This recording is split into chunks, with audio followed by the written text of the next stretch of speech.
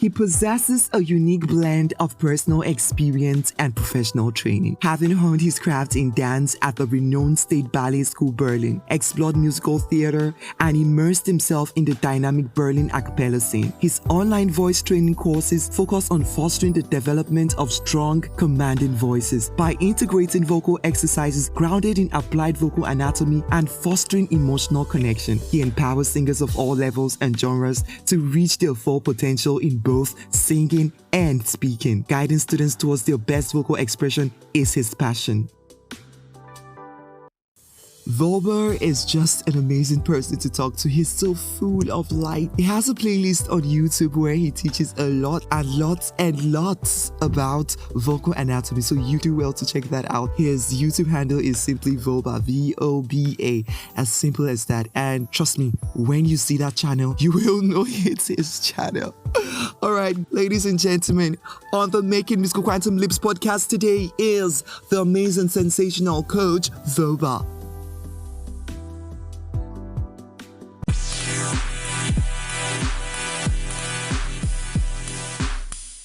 Hello Voba, welcome to the Making Musical Quantum Leaps podcast. It is indeed an honor to have you on our pod.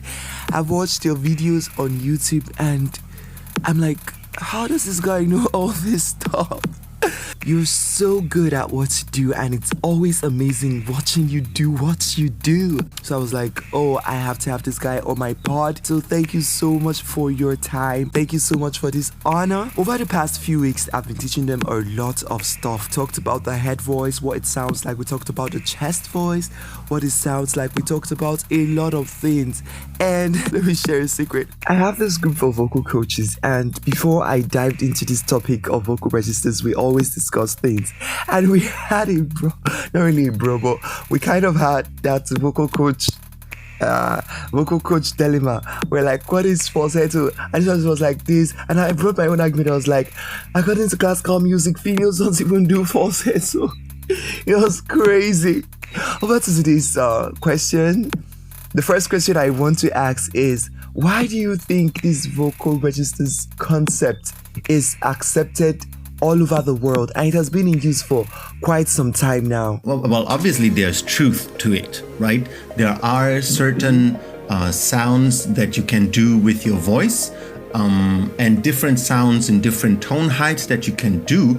And I don't think that's the problem. I think the problem is with vocal registers that people focus so much on those vocal registers, and many people don't understand the anatomy behind the different sounds of the voice, and then it gets them to places where they can't advance anymore. And I think that's the problem of focusing too much on vocal registers, because yes, there is head voice, there is chest voice, but my definition, for instance, is very different than most people's definition of head voice and chest voice. That's actually one of the reasons why I reached out to you, because you have a unique way of explaining this stuff.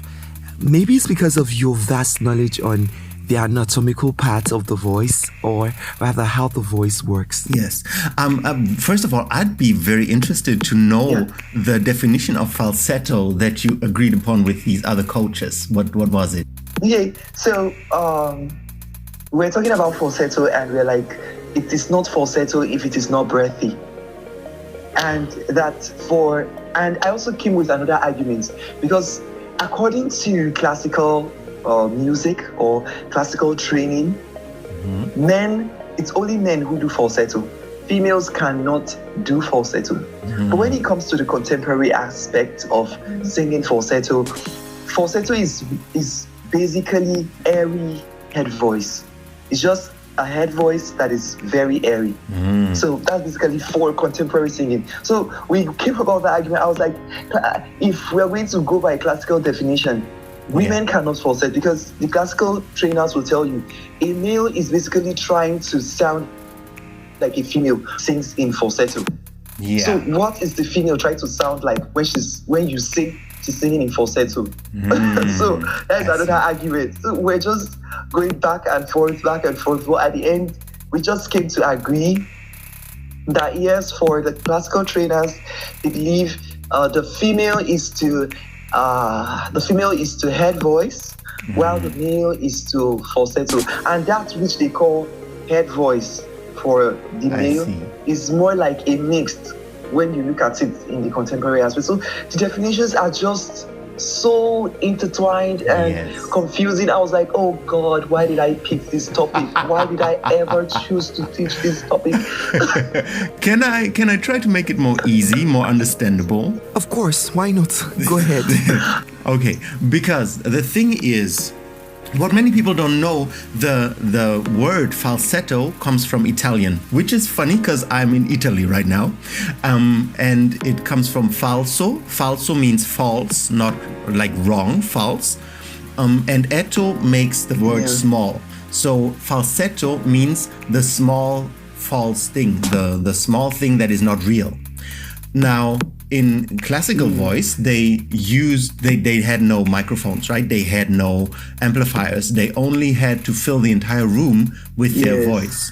Like, many African tribes, we had to also do that forever and ever, to just fill whatever, rooms or even places, outside with our voices. So the term falsetto versus head voice, when it was invented, as I understand it, was to say it's not your real voice. It's a smaller version of the real voice. And that's what I would take as the definition of the difference between head voice and falsetto, because falsetto, in the definition that I use, the anatomical definition, is a shortening of the vocal cords, which keeps parts of your vocal cords immobile, and therefore you can sing with your whole voice, literally just with a part of your voice. And so that makes your voice smaller and tinier. And then it becomes very, very apparent that women can also have falsetto, because with that definition, right? Because then you can hear that women can also do whistle notes, and whistle notes is exactly that. They immobilize parts of their vocal cords and then only parts vibrate. I've been able to access my whistle register, and I noticed that the mechanism behind the whistle register and the falsetto register are so similar. Like, I do not know how to even explain this. Like, it's just like it's like the higher end of the falsetto technique. So if I keep going higher in my falsetto, boom, I'm already in my whistle register. I've tried this over and over, and I noticed it's so similar. So I can totally relate to what you're saying. It's the same. That's the way I feel it in my body. I don't know if it's like that generally, but the same way I feel it in my body when I'm trying to hit the whistle note. It's not similar. It's exactly the same thing. It's the same thing, just that even less. With falsetto, it's more of the, let's say 2/3 are still vibrating and 1/3 is immobile. With whistle is maybe 1/3 is vibrating and 2/3 are immobile. That's the only difference, how much of the vocal cords it has been immobilized. However, this has several problems. The first problem is it's very unhealthy. You can easily, if you use it over an extended period of time, develop edema, vocal nodules. Period of time. Yes, like when some people, even after like a few months, they can start to develop vocal nodules, because it's an imbalance that is created in the muscle when you hold parts of your vocal cords immobile like that. That's the first big problem. Why it's more healthy to use head voice. The second thing is it's small, it's tiny. You will never be as loud with this as head voice. Also, you won't be able to go from falsetto directly to chest voice. There will always be this click, this because you'll have to change the gear. You have to, in order to sing chest voice, you first have to open this clipped off vocal cord, and then you can produce chest voice. So falsetto is unhealthy. That definition of falsetto that I explained right now, immobilizing parts of your vocal cords, shortening your vocal cords, is very unhealthy, and it also limits your capability to use your voice. And it's, the volume also. So therefore, I say it's much more effective for your understanding and for your vocal development to have an understanding of falsetto that uses this clipping off, this shortening of the vocal cords, because then it comes back to the original sense, falsetto, the small false thing that is not really your voice. So from your definition, it is obvious that females can also use the falsetto register, and it is always advisable to work on our head voice and use the falsetto less. For me, I would even prefer to say, do not try to use it. I actually said that in my previous episode. Do not try to use it to hit high notes.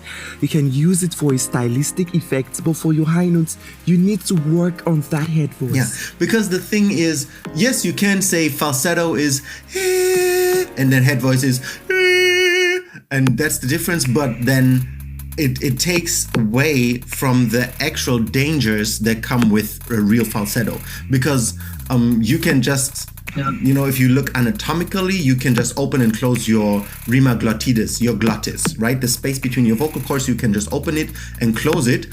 For instance, when I have a high note, now it's open, right? It's very open like this, and then I can close it. I can close it like this. Now it's closed, but it's the same type of voice. I don't shorten my vocal cords, whether it's open or whether it's closed. It's still my full vocal cords vibrating, and this is actually a very important distinction for the health of the singer.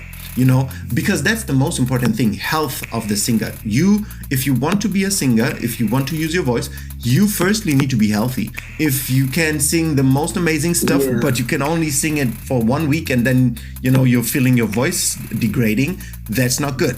You want your voice, your vocal technique to be sustainable. And that's why I'm advocating so much for changing this definition from falsetto just being a breathy head voice to falsetto actually being the shortening of the vocal cords. Very important.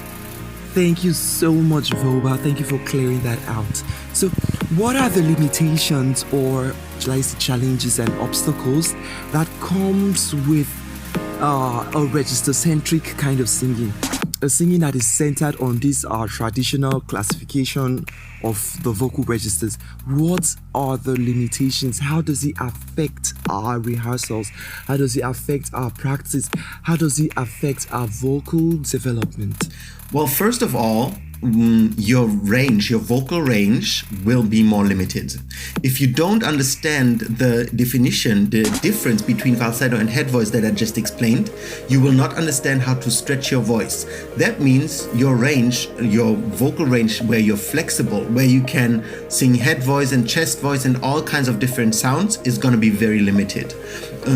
Obviously, when you're a singer, you want to be able to sing anything that comes to your mind, and optimally as healthy and as flexible as possible, right? So when you use head voice and you stretch your voice over up to 4 octaves, then you have way more flexibility, way more volume flexibility. You can be much louder than with falsetto. Also way more sound flexibility. You can sing a very high note and you can pull it into chest voice from head voice and back.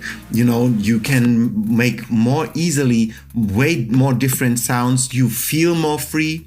So I think the traditional model, if you don't know how to differentiate anatomically for your health between a falsetto and head voice, but you just think in these boxes, then it limits your capability to develop your voice to the most amazing voice that you can have. And also, often people think it's like a switch. Oh, this is my head voice, this is my chest voice. And because head voice and chest voice are very close to one another when you train your voice the real way, when you really pull. When you use falsetto and chest voice, then they're very far apart. It's like you feel like you have 2 voices in you and they can't come together. It's a bit like you have 2 personalities and they live in the same body, but they can never meet and be one. It's unpleasant. Exactly. And so just thinking in these registers as of a switch, or I switch falsetto on or chest voice on, and then I switch it off, and then it's just falsetto, rather than like a lever, like a nod, like a fade in knob, fade in and out. That's really going to give you more flexibility, because that's more like how the voice works, right? It's more like how much of this muscle action that creates chest voice do I put in my voice, or how little do I put in, right? Not do I put it in or not. And so your vocal technique is going to be more fine-tuned.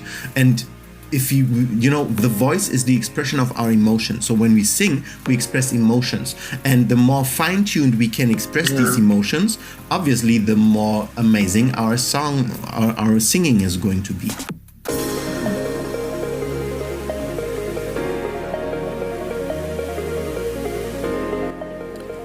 Hello, my dear listeners. So this episode is not over, or it's actually over.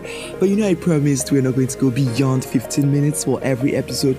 So this episode continues. Our discussion with the amazing, sensational Coach Voba continues with the next episode. So catch you later in the next episode. Bye.